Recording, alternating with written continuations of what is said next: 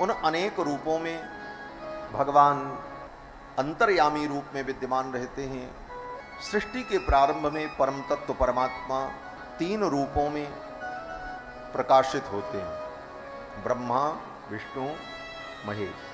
3 गुणों का आश्रय लेकर सतोगुण, रजोगुण और तमोगुण। सतोगुण के आश्रय में भगवान विष्णु, रजोगुण से ब्रह्मा और तमोगुण से भगवान शिव। सत्वं रजस्तम इति प्रकृतेर्गुणास्तैर् युक्तः परः पुरुष एकैवास्य धत्ते। वही एक परम पुरुष परमात्मा इन 3 गुणों के आश्रय से 3 रूपों में भाषित होते और इनके 3 कार्य अलग अलग। स्थित्यादये हरि विरंचि हरेति संज्ञा।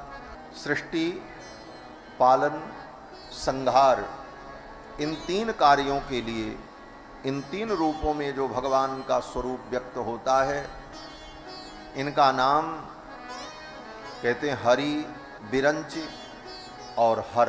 हरि माने भगवान नारायण, विरंचि माने ब्रह्मा, हर माने भगवान शंकर।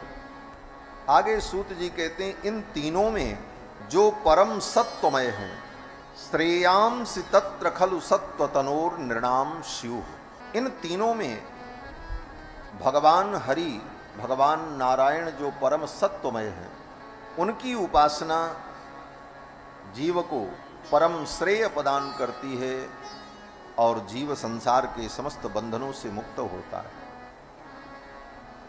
सूत जी कहते हैं मुमुक्षु प्राणी को अनेक घोर देवताओं की आराधना से विरत होकर भगवान नारायण के स्वरूप की आराधना करनी चाहिए।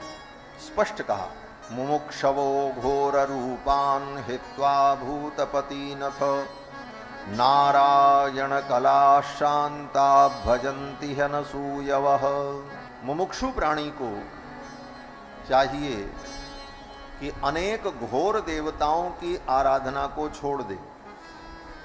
हित्वा भूतपति नथ, क्योंकि जिस प्रकार के देवता की आराधना करोगे वैसा ही घोर स्वभाव और घोर रूप तुम्हारा हो जाएगा।